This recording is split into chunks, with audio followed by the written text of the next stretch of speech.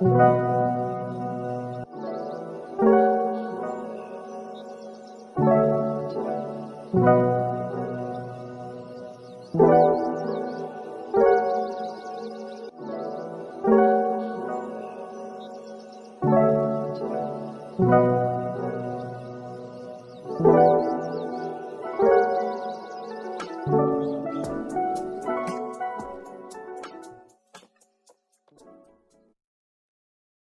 días.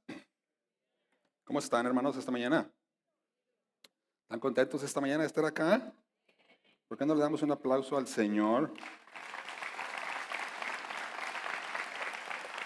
El Señor es bueno, amén. El Señor es bueno, misericordioso. No hay nadie como Él. Amén.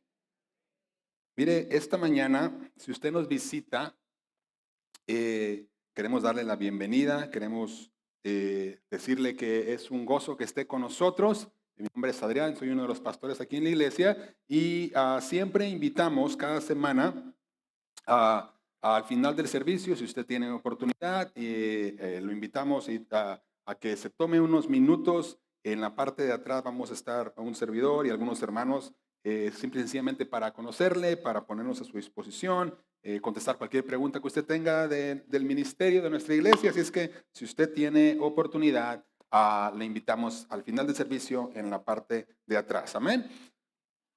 ¿Sí están conmigo acá o no?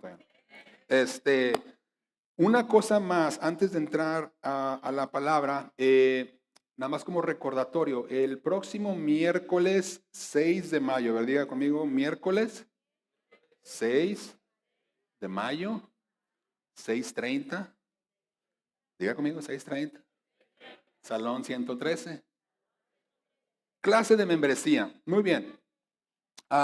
Si usted ha estado en nuestra iglesia, quizá visitando por los últimos, no sé, semanas, meses, y usted está quizás sintiendo por ahí de parte del Señor, probablemente Houston Northwest sea la iglesia que el Señor tiene para mí, donde el Señor me quiere plantar. Nosotros le invitamos, le hacemos esta invitación. Es una clase que no tiene obligación, o sea, usted viene a la clase, no tiene que decir, yo me quiero ser miembro en ese día, pero es una clase que le permite a usted tener la oportunidad de escuchar quiénes somos, qué creemos, cuál es nuestro ADN, ¿verdad? Como iglesia, y bueno, cómo vivimos la vida cristiana en Houston Northwest. Entonces, es una muy buena oportunidad de 6:30. Normalmente le digo a la gente, bueno, yo sé que muchos de nosotros salimos, no sé, 5:30 del trabajo, llegamos corriendo, no se preocupe, véngase directo, aquí preparamos algo de comer, nuestras hermanas van a preparar unas tortillas de harina, unas pupusas para usted, no, probablemente sí va a haber de comer, pero probablemente van a ser como sándwiches, ¿no? Entonces, muy ricos de jamón y de atún. Entonces, muy saludables para usted y para mí. Entonces, véngase, si usted tiene oportunidad o está pensando, oye, quizá sea la iglesia que el Señor tiene para mí, le exhorto, como le digo, no tiene ninguna obligación ese día de firmar absolutamente nada, ni no. Se trata más que nada de dar la oportunidad para que las personas podamos conocernos y que usted tenga la oportunidad de conocer nuestra iglesia. Amén. Muy bien, ahora sí, vamos a entrar de lleno a la palabra. Y el día de hoy estamos en nuestra tercera semana de esta serie Siempre Fiel, ¿verdad? Hemos estado caminando las últimas 2 semanas, viendo un poquito, estudiando un poquito la vida de David y cómo la fidelidad de Dios en cada etapa de su vida. Y las primeras semanas estuvimos hablando un poquito, o lo que hemos estado haciendo, para los que son quizá nuevos con nosotros, hemos estado viendo la vida de David desde comparándola con las estaciones del año, ¿no? Primavera, verano, otoño, invierno. La primera semana comenzamos hablando un poquito acerca de la primavera, hablábamos de cómo el Señor unge a David, ¿se acuerda? Cuando él es apenas un joven, es un pastor de ovejas, el Señor lo llama para ser príncipe, ¿verdad? Sobre su pueblo, el Señor lo unge. Después de ahí pasamos la semana pasada un poquito a hablar acerca del verano, de la vida de David. Él ya es rey, pero aún cuando todo va quizá bien, él tiene planes que él quiere hacer, quiere construir un templo al Señor. El Señor le dice, mira, necesito redirigir esos planes. Entonces aprendimos un poquito acerca de que que el verano no significa que todo sale bien, sino significa de que entendemos que los planes del Señor siempre son mejores que los nuestros. Amén. Entonces, el día de hoy vamos a pasar al otoño. Amén.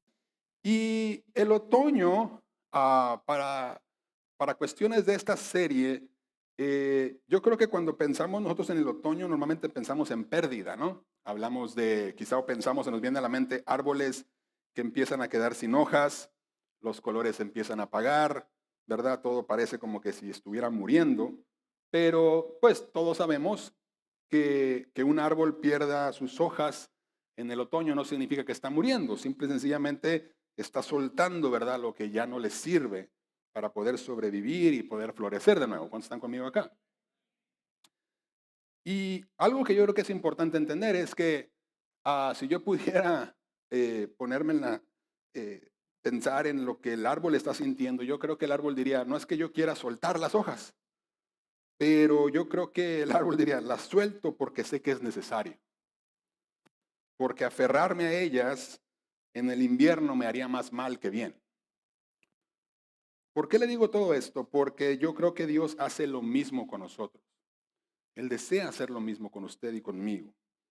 Hay cosas en nuestra vida, puede llamarse hábitos, actitudes, pecados, a las que nos estamos aferrando, pero nos están lastimando, nos están haciendo daño. Y entonces, la invitación de Dios en su gracia es a soltar todo eso. Y eso es lo que vamos a ver el día de hoy en la vida de David. Y para eso yo le voy a invitar a que usted vaya a su Biblia y busque en Segunda de Samuel, capítulo número 12. Segunda de Samuel 12. Y en lo que usted lo busca, yo quisiera hacer una oración. Le voy a dar ahí unos 30 segundos para que usted localice Segunda de Samuel, capítulo 12. Cuando lo tenga me diría amén para saber que sí está conmigo. Muy bien. Si no lo tiene, dígame, espéreme un minuto. Muy bien, ¿le parece si oramos antes de entrar a la palabra? ¿Le parece? Señor, te damos gracias esta mañana por tu presencia. Señor, gracias por tu misericordia, gracias por tus bondades, gracias por la oportunidad, Señor, de estar aquí el día de hoy. Padre, es mi oración que cada uno de nosotros que estamos aquí en este lugar, que te conocemos personalmente, Señor, que te hemos entregado nuestra vida a ti, Señor, cada uno de nosotros que somos tus hijos. Padre, es mi oración que el día de hoy podamos salir de aquí exhortados, confrontados, animados, Señor. Padre, que el día de hoy podamos salir de aquí, eh, Padre, con un amor, con una pasión por ti, Señor, por hacer y responder al llamado que tú estás haciendo a nuestra vida. Padre, y también es mi oración que si hay personas aquí el día de hoy que no te conocen aún, Padre, mi oración es muy específica. Espíritu Santo, ¿podrías abrir esos corazones, esos oídos, esos ojos espirituales para escuchar la verdad de tu gracia, Señor, y responder a ella? Padre, es mi oración que tú obres en cada corazón de una manera o de otra, Padre, pero que ninguno de nosotros, Señor, las personas que estamos aquí o las que estén al alcance de mi voz, Señor, que nadie, ninguno de nosotros salgamos igual después de escuchar tu palabra esta mañana. Padre, confiamos que tu palabra puede hacer lo que nada más puede hacer, mostrarnos la verdad, Señor, de quiénes somos nosotros y de quién eres tú. Padre, y es mi convicción, Señor, que eso es suficiente para llamarnos, para salvarnos, para redimirnos, para restaurarnos. Te doy gracias por todo, Señor. Te bendigo y todo esto yo lo pido en el dulce y precioso nombre de Jesús. Amén y amén. Segunda de Samuel 12, para darle un poquito de contexto, David en este momento tiene aproximadamente unos 50 años. Él ya es un hombre maduro, por supuesto. Ha reinado aproximadamente unos 20 años ya como rey en Israel. Para este punto todo el pueblo lo conoce. Él es el poeta, el rey, ¿verdad? El guerrero. Pero ese mismo David que vimos en su momento ser ungido de joven, recibiendo la promesa eterna de Dios, hoy lo vamos a ver en uno de sus peores momentos. El capítulo 11 nos cuenta esa historia, no la vamos a leer el día de hoy, esa se la voy a dejar yo de tarea a usted. Yo lo animo a que usted lea en su casa el capítulo número 11, porque ahí nos vamos a dar cuenta que David comete adulterio. Ve a una mujer llamada Betsabé, la desea, eh, está con ella, tiene relaciones con ella. Ella es una mujer casada, es la esposa de uno de sus soldados, que cuando escuchamos un poquito de él, ahí en el capítulo 11 usted se va a dar cuenta que es pues, un soldado fiel, leal a su trabajo, al reino, a Israel. Este encuentro entre Betsabé y David resulta en que ella queda embarazada, ella le avisa, en ese momento él intenta cubrir el problema o la situación y lo que empieza a hacer es trata de engañar. En ese momento su esposo Urías está en batalla, él lo manda a traer, lo empieza ahí medio a engañar y a emborrachar para que vaya y esté con su esposa y de esa manera dice, bueno, pues si él está con la esposa, pues ahí se cubre, ¿verdad?, el pecadillo, ¿no? Entonces, el problema es que él no contaba con que Urías fuera una persona fiel al reino. Él no llega a su casa, él dice, ¿cómo voy a ir a mi casa cuando todo el ejército está ya peleando, mis hombres están peleando? Yo no voy a hacer eso. Entonces, David no le funciona el plan. Entonces, no le queda de otra más que él planea de cierta manera que Urías regrese a la batalla y que entonces sus superiores lo pongan en una posición donde él pueda morir a manos del enemigo. Entonces, vamos a cubrir esto como si fuera simplemente una caída en batalla. Él tiene la osadía de decirle al general Joab, no tengas pesar por esto cuando lo hagas. Cuando pongas a Urías a morir ahí, no tengas pesar por esto. Sus palabras son, porque la espada devora tanto a uno como al otro. No te preocupes, Joab, por lo que vas a hacer, por lo que te estoy pidiendo que hagas. Cuando uno lee todo ese capítulo 11, uno se va a dar cuenta, lo que usted va a notar es que es David el que está hablando, el que está llamando, el que está trayendo, el que está actuando, él hace, él mueve, pero en ninguna parte uno ve el nombre del Señor. Como si Dios estuviera guardando silencio mientras todo esto sucede. Lo único que nos vamos a dar cuenta es que al final, en la última frase del capítulo 11, aparece el nombre del Señor y dice de esta manera, lo que David había hecho fue malo a los ojos del Señor. Dios guardó silencio, pero nunca cerró los ojos. Y entonces Dios ve todo, por supuesto, Él lo conoce todo, y Dios no solamente lo ve, sino que decide actuar. Y lo que yo quisiera el día de hoy compartir con usted es cómo es que el Señor decide actuar en su gracia. Porque lo primero que yo y usted nos vamos a dar cuenta es, y lo que yo quisiera compartir primero es, cómo es que el Señor actúa. Y para poder compartir esto, la manera en la que yo quisiera presentarlo a ustedes es que yo quisiera que usted y yo viéramos cómo se ve la gracia, o sea, el rostro de la gracia. Diga conmigo, el rostro de la gracia.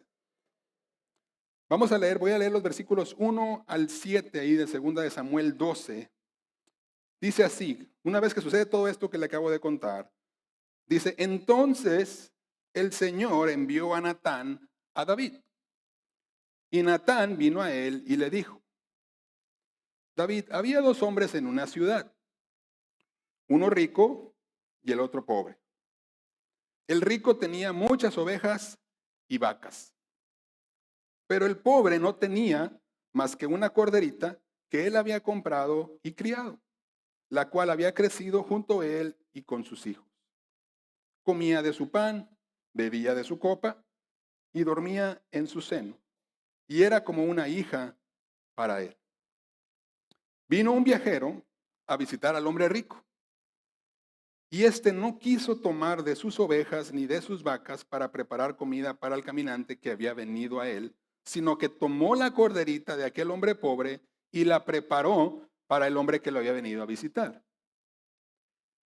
En ese momento, dice la palabra, se encendió la ira de David en gran manera contra aquel hombre, contra el rico, y dijo a Natán, Vive el Señor, que ciertamente el hombre que hizo esto merece morir. Y debe pagar 4 veces por la corderita porque hizo esto y no tuvo compasión. Entonces Natán, dice la palabra, dijo a David, las 4 palabras que cambiarían todo en ese momento. Tú eres ese hombre. David lleva aproximadamente, dicen algunos, entre 1 año y 2 viviendo desde que pasó lo que sucedió con Betsabé. El niño ya nació, algunos piensan al menos pasó 1 año, pero probablemente hasta 2 años.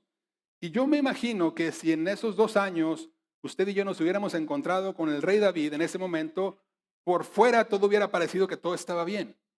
Hubiéramos visto a David tranquilo quizá, todo aparenta que camina, que marcha, él sigue en el trono, la vida continúa, el pecado sigue guardado en silencio, nadie se ha dado cuenta, aquí no ha pasado absolutamente nada, pero la realidad es que es lo que él está viviendo por dentro es diferente. Y esto nos podemos dar cuenta porque el mismo David en un momento escribe y lo cuenta él en el Salmo 32. Versículos 3 y 4, fíjese lo que dice David. Mientras callé mi pecado, mi cuerpo se consumió con mi gemir durante todo el día. Porque día y noche tu mano, Señor, pesaba sobre mí.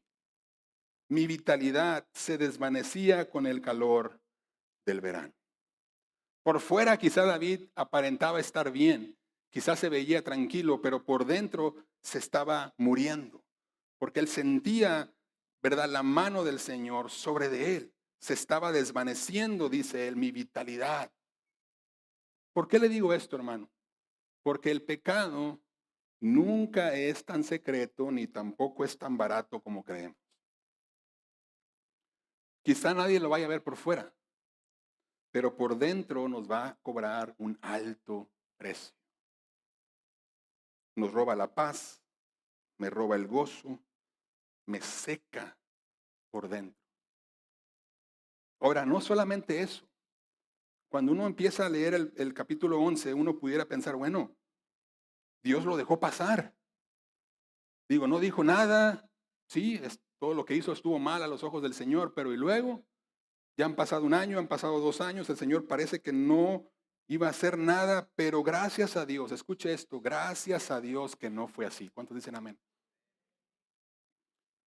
Porque Dios decide actuar, Él decide entrar en escena. Dios no espera a que David venga a Él. Él decide enviar a Natán para confrontar a David. Ahora, aquí viene lo interesante. Y aquí es donde necesito que ponga mucha atención, por favor. Porque es muy interesante la manera en la que Natán viene y aborda el problema con David. Natán viene de parte del Señor. El Señor dijo, ve y habla. Y si hubiéramos sido nosotros, o si hubiera sido yo, muy probablemente yo voy con David y le digo, David, eres un asesino y eres un adúltero. Con mi corazón noble y bondadoso que tengo, seguramente yo era, sí señor, claro que sí, yo le voy a decir, claro, no mandes a nadie más, mándame a mí, yo voy. Eres un adúltero y eres un asesino. Y Natán pudo haber hecho eso, ¿eh? Pero no sé si se fijó, él no hizo eso. Lo que hace, le dice, mira David, te quisiera contar una historia. Y David, sin saberlo, queda envuelto en la historia al punto de que él mismo termina pronunciando su propio veredicto. Ese hombre merece morir.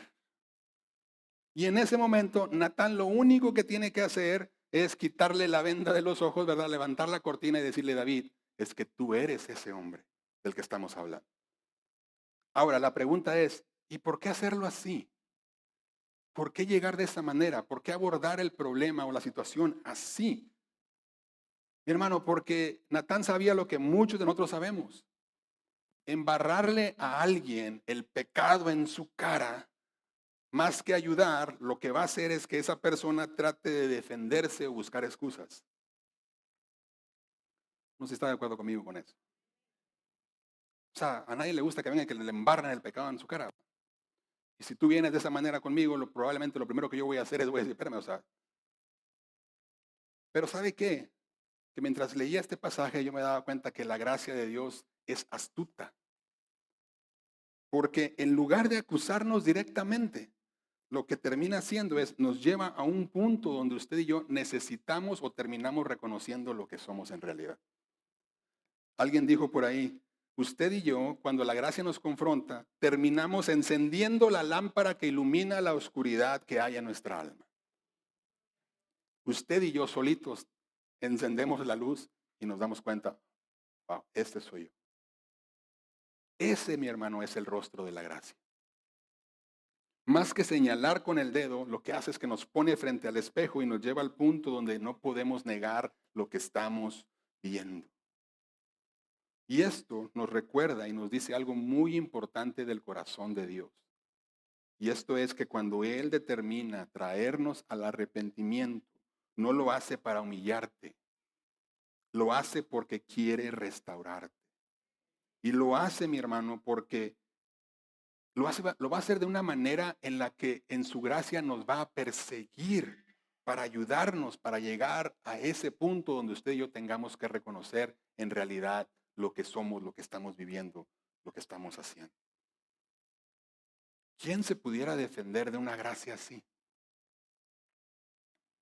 ¿Por qué le digo todo esto? Y este es un paréntesis.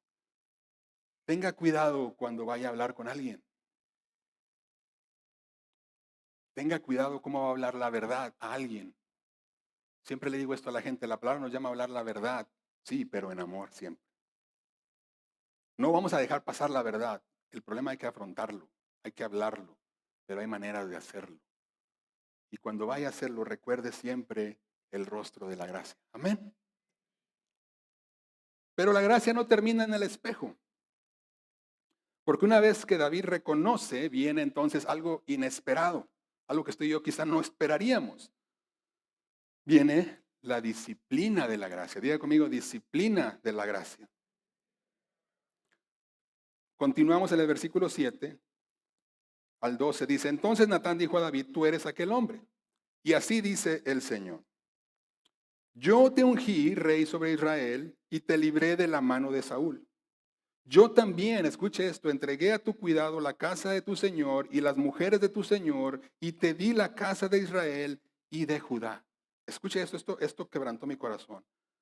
Y si eso hubiera sido poco, David, te hubiera añadido muchas cosas como estas.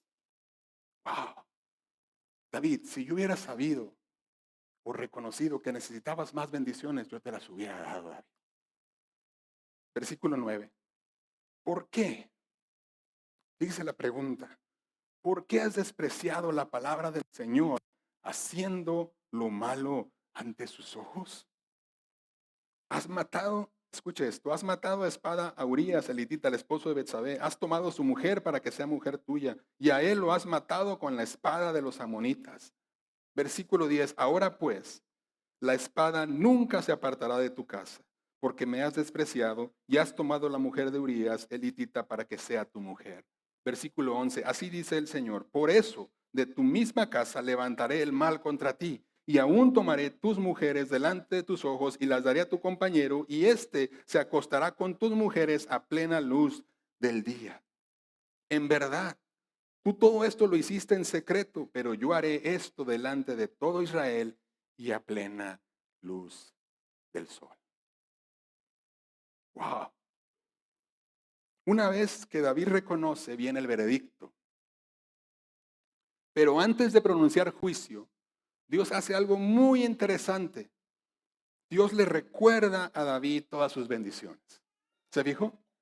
David, yo te ungí, yo te libré, yo te protegí, yo te llené de bendiciones y de haber sido necesario te hubiera dado aún más todavía, David.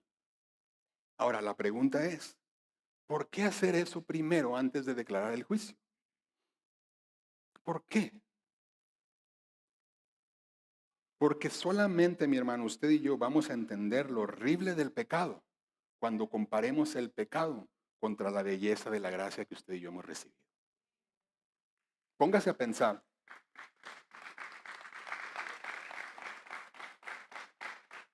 Póngase a pensar en esto. Una traición es horrible por la fidelidad que desprecia.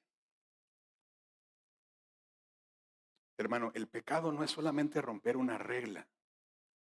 El pecado es despreciar a alguien que te ama y que me ama profundamente. Por eso Dios le pregunta a David, ¿por qué? ¿Por qué, David?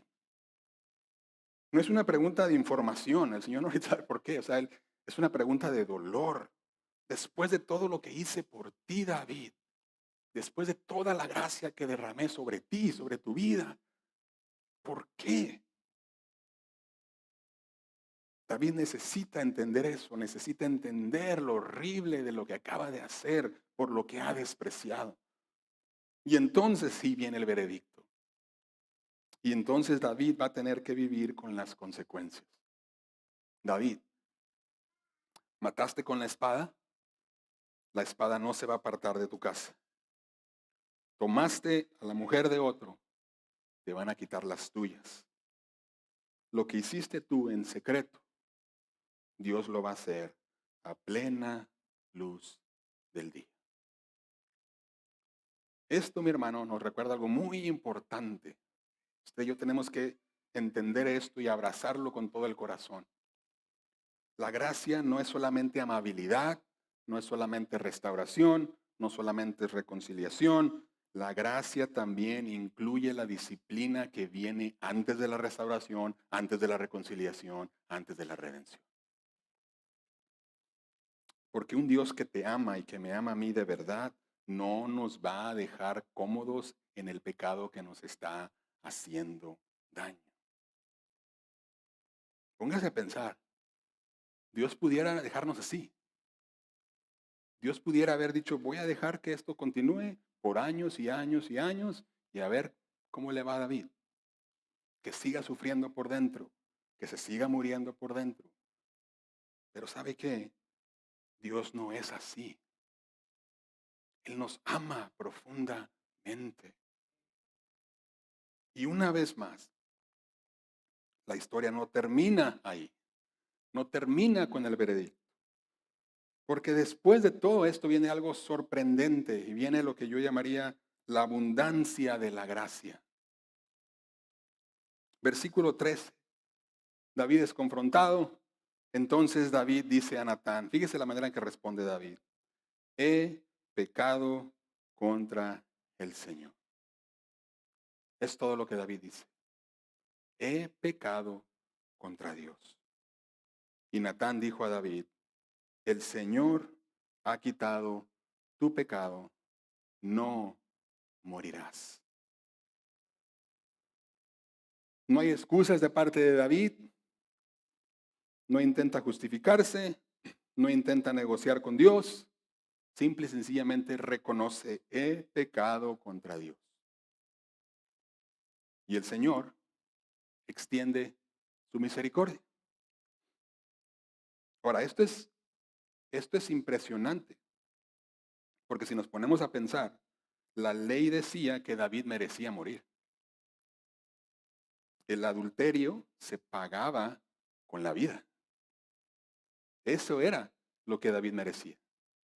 Pero Dios extiende su misericordia.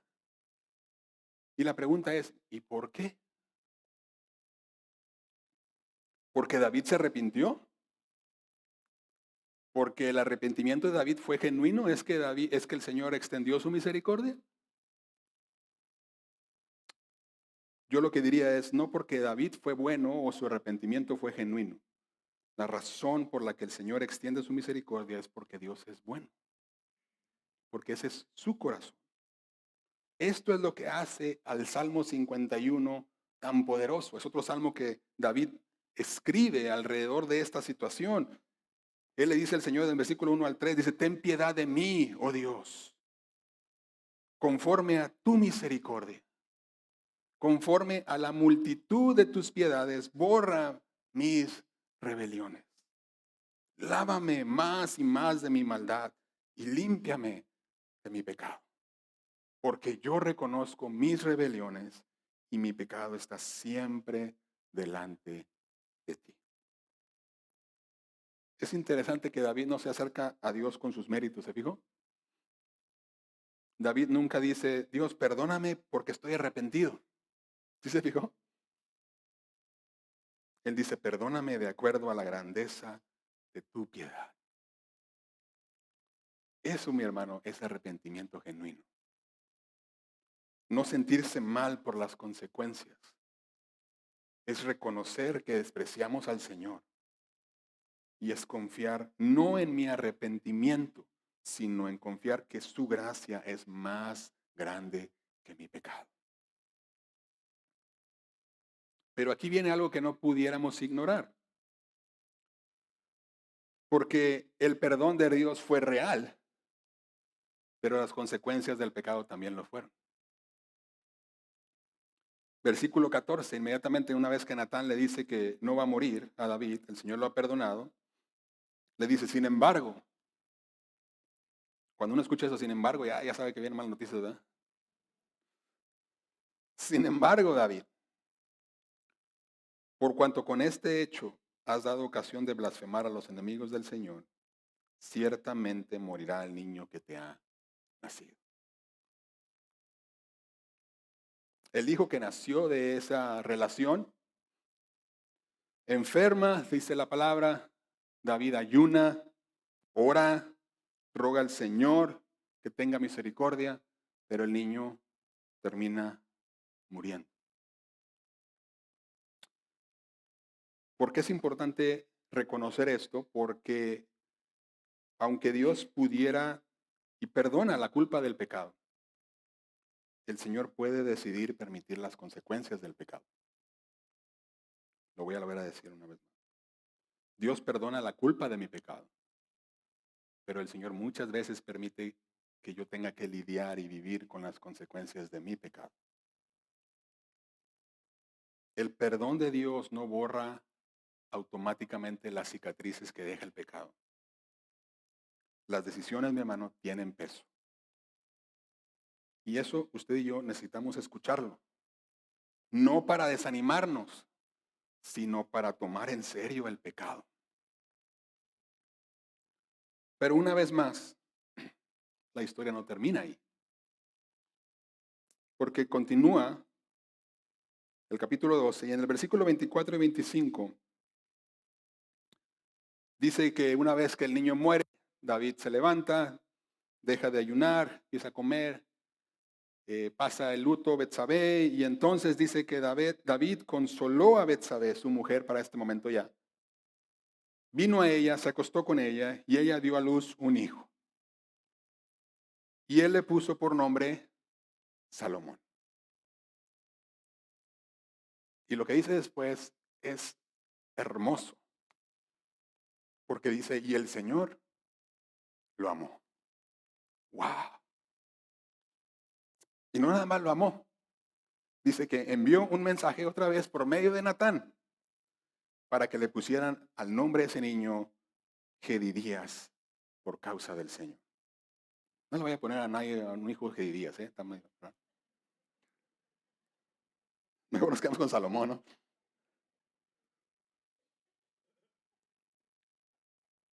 Dios bendeciría a David y a Betsabé con un hijo al que Dios amaría y a que él mismo pondría el nombre Jedidías, que significa amado del Señor. Salomón, el hijo que vendría a construir el templo que David tanto quiso construir, nacería de la misma mujer con la que David tuvo adulterio, con la que David vivió este pecado. Donde abundó el pecado, sobreabundó la gracia. Yo no sé si eso usted ministra su corazón, pero el mensaje de hoy es que el otoño de David, mi hermano, un momento de fracaso no fue el fin de su historia. Fue una estación donde el Señor lo llevó a soltar todo delante de él. Y Dios lo redime de una manera que David jamás se hubiera podido imaginar. Y yo le comparto esto porque lo mismo quiere hacer el Señor con usted y conmigo. Y ya con esto voy a terminar, porque ya me pusieron el reloj allá y me cortaron unos minutos.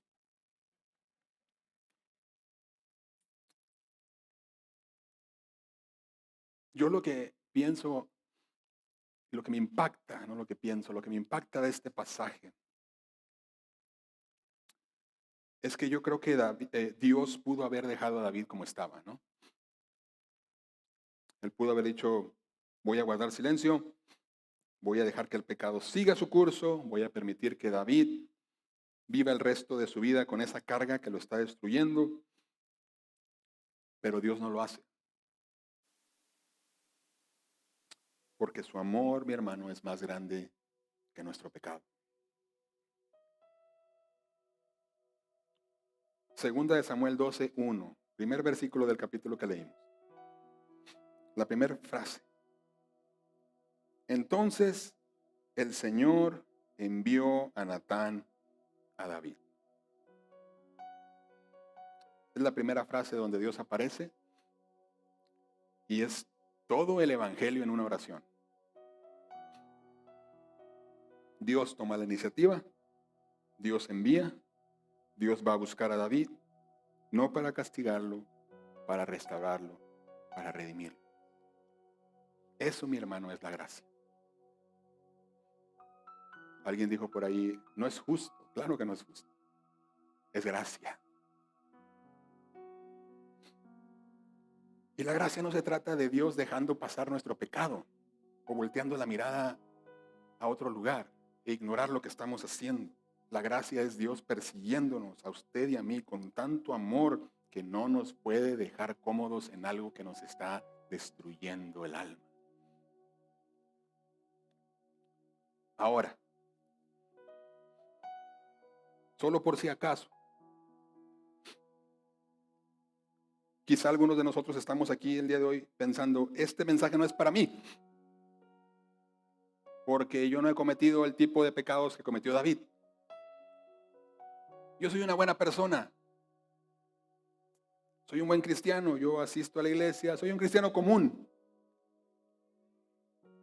Esto es para personas que, pues, han cometido este tipo de pecados.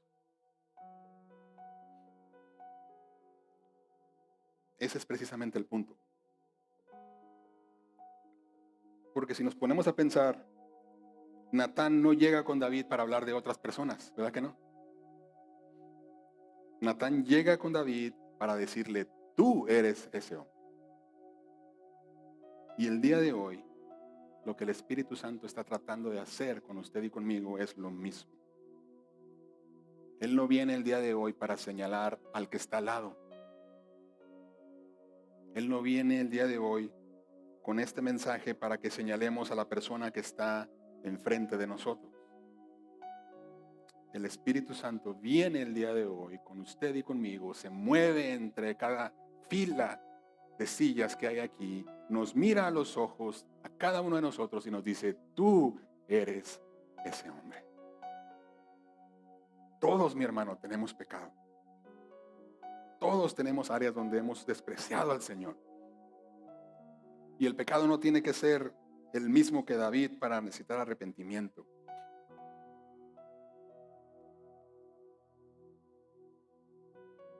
Así que yo quisiera terminar dirigiéndome a dos grupos de personas el día de hoy. Primero, yo quisiera dirigirme a todos aquellos que están aquí el día de hoy y estamos cargando algo en silencio.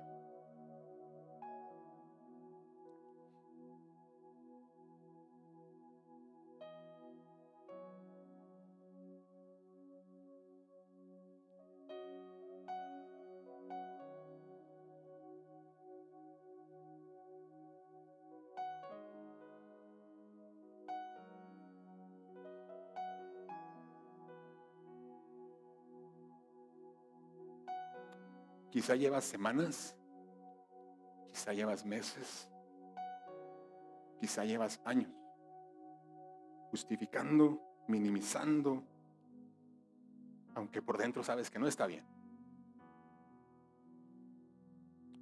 La invitación del día de hoy es muy sencilla. Reconoce, pide perdón y suéltalo delante del Señor. Así como ese árbol que suelta sus hojas en el otoño.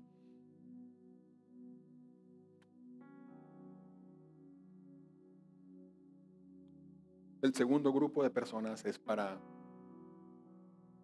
los que piensan que ya no tienen oportunidad con el Señor.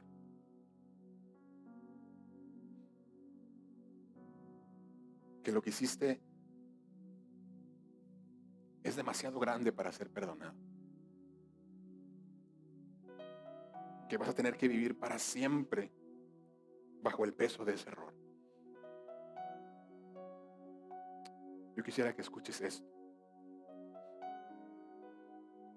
La gracia de Dios no espera que tú seas digno. Así como Dios buscó a David en su peor momento, cuando menos lo merecía, Dios hace lo mismo el día de hoy, por ti y por mí. Y así como Dios no se rinde con David, tampoco se da por vencido contigo ni conmigo. Yo no sé si se fijó en esto, pero en el versículo 13, lo único que separa la frase de David, el arrepentimiento de David, he pecado contra el Señor, y el perdón del Señor que dice, y el Señor ha quitado tu pecado, lo único que lo separa es, y entonces Natán dijo, ¿se fijó? Lo único que separa el arrepentimiento de David con el perdón del Señor fue simplemente, y Natán dijo. ¿Por qué le digo todo esto? Porque Dios no hizo esperar a David. Dios no le puso condiciones. No le dijo, necesitas ser mejor para que yo te perdone. En ese mismo momento, Dios lo perdonó y Él quiere hacer lo mismo contigo y conmigo el día de hoy. Suelta lo que no sirve.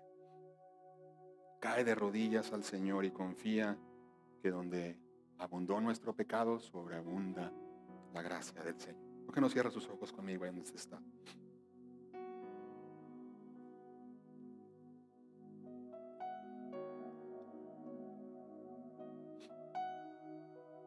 Padre, te damos gracias esta mañana.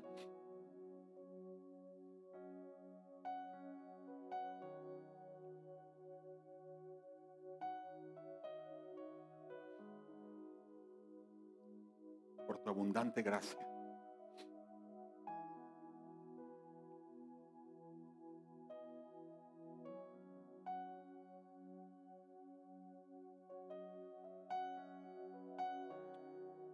Padre, es mi oración que reflexionar en tu gran amor, en tu gran bondad, tu misericordia, cada una de tus bendiciones, Señor. Que el reflexionar en todo eso nos pueda llevar a cada uno de nosotros, Señor, al punto donde detestemos el pecado.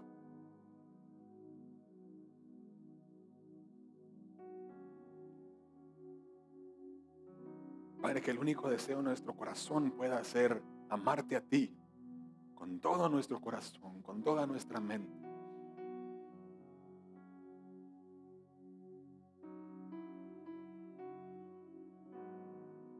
Padre, es mi oración. Que tu Espíritu Santo el día de hoy nos recuerde a cada uno de nosotros cada una de tus bendiciones, Señor. Cómo nos has guardado, cómo nos has bendecido, cómo nos has cuidado, cómo nos has sanado, cómo nos has restaurado, cómo nos has salvado. Y que cada uno de nosotros, Señor, podamos responder en obediencia, en santidad, persiguiendo la santidad.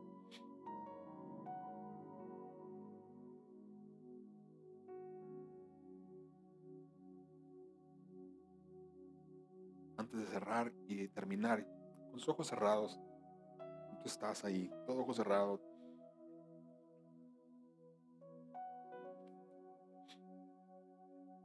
Solamente quisiera hacer una invitación a aquellas personas que están el día de hoy aquí, que quizá aún no conocen al Señor. Si tú estás aquí y tú no puedes decir con convicción al Señor: Jesús es mi Señor, Él es mi Salvador. Yo quisiera caminar, llevar mi vida de una manera diferente. Yo quisiera vivir para Él, no para mí. Si el día de hoy tú estás aquí y quisieras por primera vez entregarle tu vida a Cristo, yo te invito a que donde tú estás, tú le digas de todo tu corazón al Señor. Dile: Señor, perdóname. He pecado contra ti.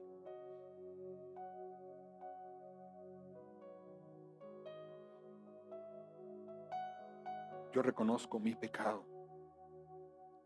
Reconozco que me he rebelado contra ti, que he ofendido al que más me ama, que eres tú, Señor.